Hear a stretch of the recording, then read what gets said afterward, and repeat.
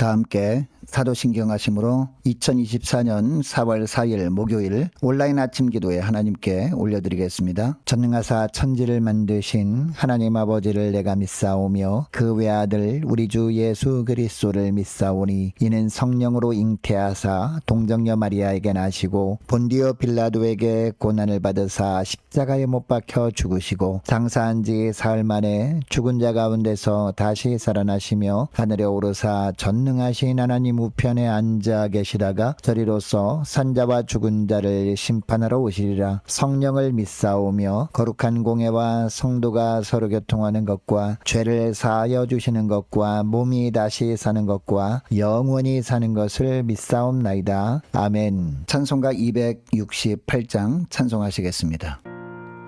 죄에서 자유를 얻게 하는 보혈의 능력, 주의 보혈, 시험을 이기고 승리하니 참 놀라운 능력이로다. 주의 보혈 능력이 또다. 주의 피 믿어. 주의 보혈 그 어린 양의 매우 귀중한 피로다. 육체의 정욕을 이긴 힘은 보혈의 능력. 주의 보혈 정결한 마음을 얻게 하니 참 놀라운 능력이로다. 주의 보혈 능력이 또다. 주의 피 믿어. 주의 보혈 그 어린 양의 매우 귀중한 피로다. 눈보다 더 희게 밝히는 것 보혈의 능력. 주의 보혈 부정한 모든 것 밝히시니 참 놀라운 능력이로다. 주의 보혈 능력이 또다. 주의 피 믿어. 주의 보혈 그 어린 양의 매우 귀중한 피로다. 구주의 복음을 전할 제목 보혈의 능력. 주의 보혈 날마다 나에게 찬송 주니 참 놀라운 능력이로다. 주의 보혈 능력이 또다. 주의 피 믿어. 주의 보혈 그 어린 양의 매우 귀중한 피로다.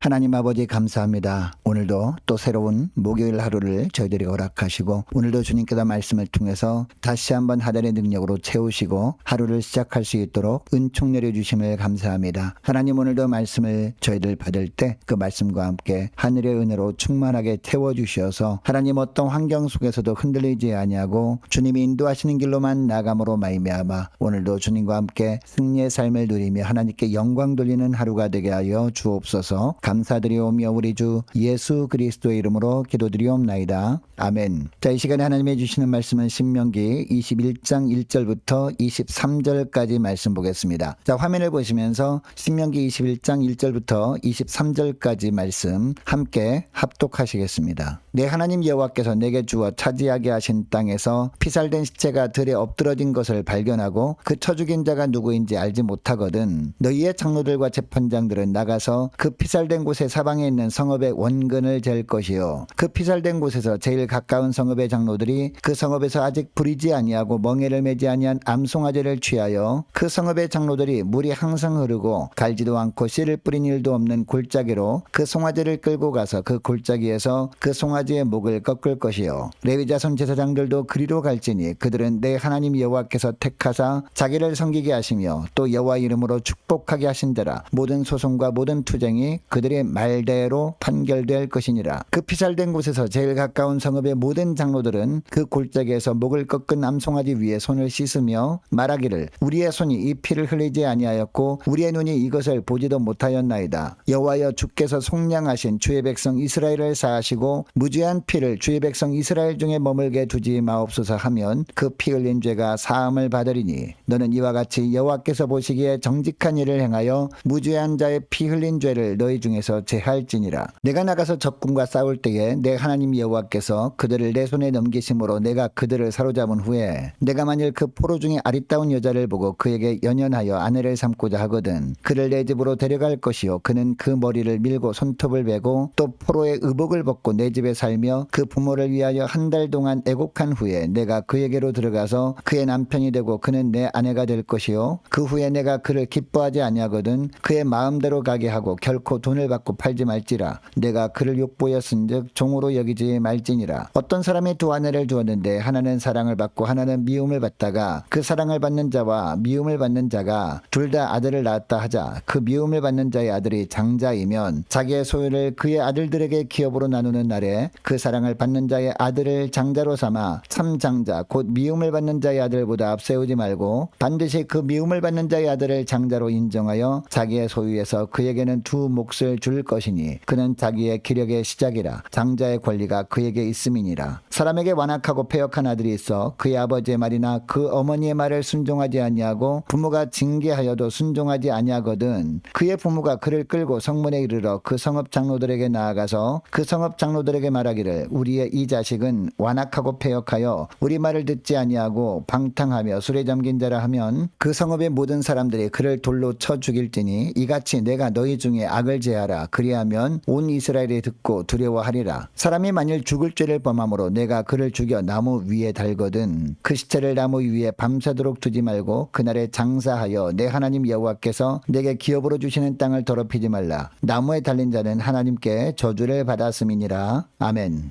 여러분, 예수 믿는 사람들은 이 땅에 사는 동안 예수 믿지 않는 사람들과는 다르게 사는 사람들입니다. 예수 믿지 않는 사람들은 땅의 것을 추구하며 삽니다. 그러나 예수 믿는 사람들은 하늘을 추구하며 사는 사람들입니다. 다른 말로 하면 거룩을 추구하며 사는 사람들이 예수 믿는 사람들이라는 겁니다. 여러분, 그러면 우리가 이 땅에서 날마다 어떻게 거룩한 삶을 살 수 있을까요? 오늘 본문에 나오는 정결법을 통해서 주님은 우리에게 말씀하십니다. 여러분, 이스라엘 백성들이 살았던 가나안 땅은 하나님 나라의 모형이었습니다. 그러므로 하나님께서 이스라엘 백성들에게 가나안 땅에서 어떻게 살아야 한다고 말씀하시는 내용을 보면 우리가 예수 믿은 이후에 이 땅에서 어떻게 거룩을 추구하며 살아야 하는지 알 수 있습니다. 자, 이스라엘 백성들은 장차 들어가 살게 될 가나안 땅에서 하나님의 정하신 정결법을 따라 살아가야 했습니다. 이렇게 살아감으로 말미암아 땅의 것을 추구하면서 우상 숭배를 하는 사람들에게 하나님의 백성들은 하늘을 추구하며 사는 존재임을 보여주어야 했습니다. 여러분, 이스라엘 백성들은 요단강을 건넌 이후에 여리고성 전투를 시작으로 수많은 가나안 족속들과의 전투를 통해서 그 땅을 차지하게 될 겁니다. 자, 그런데 가나안 땅에서 치르는 전쟁은요, 특별한 의미가 있는 전쟁이었습니다. 하나님께서 이스라엘 백성들을 통해서 가나안 땅에 있는 것들, 영적으로 더러운 것들을 깨끗하게 정리하시는 작업 차원의 전쟁이었다는 겁니다. 가나안 땅에 있는 영적으로 더러운 것들을 전쟁을 통해 다 치우신 후에 이스라엘 백성들을 가나안 땅에 살게 하신 것입니다. 그러니까 하나님께서 오늘 본문에서 정결법을 말씀하시는 의미가 무엇임을 알게 됩니까? 하나님께서 깨끗하게 놓으신 그 땅을 이스라엘 백성들이 더럽히지 말고 계속해서 정결하게 유지하라는 뜻이었습니다. 여러분, 오늘날도 마찬가지입니다. 하나님께서 우리를 예수 믿게 하시고 하나님의 백성 삼아주신 이유도 우리를 통해 이 땅을 정결하게 하고자 하시는 겁니다. 먼저 우리를 거룩하게 하시고 세상에 빛이 되어 사는 우리를 통해서 이 땅에 어둠이 물러가게 하려고 우리를 부르신 겁니다. 그런데 오늘날 우리가 사는 이 세상의 모습을 보면 당시 가난의 풍습들이 그대로 재현되고 있음을 봅니다. 온갖 죄악들, 영적인 오물들로 가득 덮여 있습니다. 이런 세상에서 우리가 세상의 소금 역할을 잘 감당함으로 말미암아 세상이 더 이상 썩지 않게 하려고 우리를 세상의 소금으로 부르신 겁니다. 그런데 문제는 우리가 우리의 힘으로 노력한다고 이 세상이 완전히 깨끗한 세상이 될 수는 없다라는 겁니다. 우리가 이 세상에 사는 동안에 끊임없이 더러운 죄가 계속해서 확대 재생산되고 그 결과 세상은 더 혼탁해질 수밖에 없기 때문입니다. 그럼에도 불구하고 우리가 해야 될 일은 나에게 주어진 삶의 범위 안에서 죄와 싸우는 것을 결코 포기하지 않는 겁니다. 만일 우리가 이렇게 하지 않으면 더러운 죄악이 이 세상을 다 덮어버릴 겁니다. 자, 오늘 우리가 읽은 본문 1절부터 9절에 보면 살인죄에 대해서 말씀하십니다. 물론 가해자가 누구인지 밝혀진 경우에는 법대로 처벌하면 되었습니다. 그러나 증인이 나타나지 않음으로 말미암아 가해자를 모르는 살인사건이 일어난 것은요, 죄로 인해서 공동체가 더럽혀져 버린 겁니다. 그 땅이 더럽혀져 버린 겁니다. 이때 그 땅과 공동체를 정결케 하기 위해서 어떻게 하라고 하고 있습니까? 사람이 죽임당한 곳에서 가장 가까운 마을의 장로들과 재판장들이 아직 부린 적이 없고 멍에를 맨 적이 없는 암송아지를 우선 취하라고 합니다. 그리고 갈지도 않고 씨를 뿌린 일도 없는 물이 항상 흐르는 골짜기로 송아지를 끌고 가서 그 송아지의 목을 꺾으라고 합니다.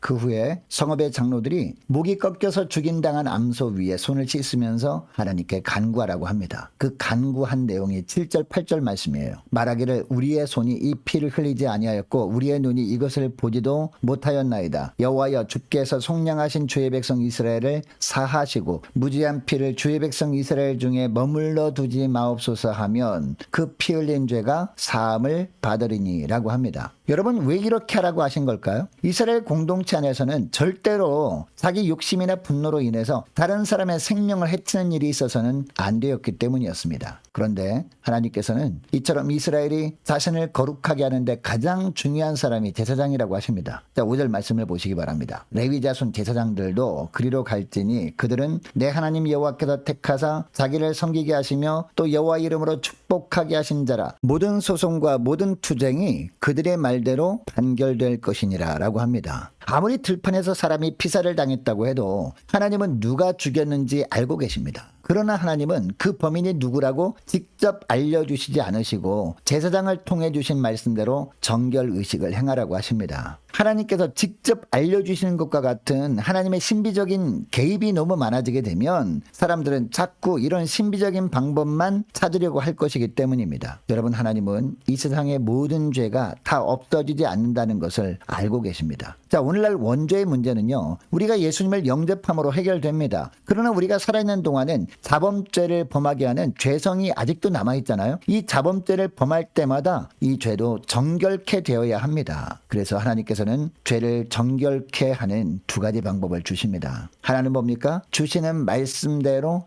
최선을 다하는 겁니다. 자, 5절 하반절 말씀 보면요, 그들의 말대로 판결될 것이니라 라고 합니다. 제사장이 어린 암송아지를 끌고 오라면 끌고 오는 겁니다. 그리고 그 암송아지의 목을 꺾고 죽이고 그 위에 손을 씻으면서 하나님께 기도하라고 하면 그렇게 하면 되는 겁니다. 그런데 항상 흐르는 시냇물에 가서 암송아지를 잡으라는 것은 오늘날 무슨 의미일까요? 더러운 것은 흐르는 물에 씻어야 깨끗해지는 것처럼 강단에서 흘러나오는 새로운 말씀을 받는 겁니다. 이것을 위해 특별히 말씀을 전하는 자들도 늘 하나님 앞에서 회개하고 바른 양심으로 말씀을 선포해야 하는 겁니다. 이것을 위해서 모든 분들이 기도해 주어야 하는 겁니다. 그래야 늘 강단에서 성령의 생수가 터져 나오게 되고 이때 성도들의 심령도 깨끗해지고 교회도 깨끗해지고 성도들의 가정과 직장도 깨끗해지게 되는 겁니다. 그리고 정결케 하는 또 하나의 방법은요, 암송아지의 목을 꺾고 그 암송아지에게 죄를 전가시키는 겁니다. 여러분, 이 본문에 나오는 어린 암송아지는 예수 그리스도를 상징하는 짐승입니다. 어떤 죄가 있더라도 그 죄를 가지고 예수님께 나와 회개하면 그 죄가 예수님께 전가되어진다는 것을 상징하는 겁니다. 여러분, 죄 때문에 받아야 하는 저주는요, 죄를 범한 자가 받아야 하는 겁니다. 그런데 예수님께서 대신 받으신 겁니다. 그래서 23절 하반절에 보면 나무에 달린 자는 하나님께 저주를 받았음이라 라고 하는 겁니다. 여러분 이것을 기억하시고 저 오늘 기도할 때 이렇게 기도했으면 좋겠습니다. 하나님, 말씀 중심의 삶을 살기 원합니다. 강단에서 날마다 신선한 말씀이 선포되어지도록 잘 준비되어지게 하옵소서. 또한 말씀을 들을 때 늘 신선한 말씀으로 들을 수 있도록 저희들의 심령도 준비되어지게 하옵소서. 또한 죄를 깨달아질 때마다 예수 그리스도의 십자가 앞에 나와 엎드릴 때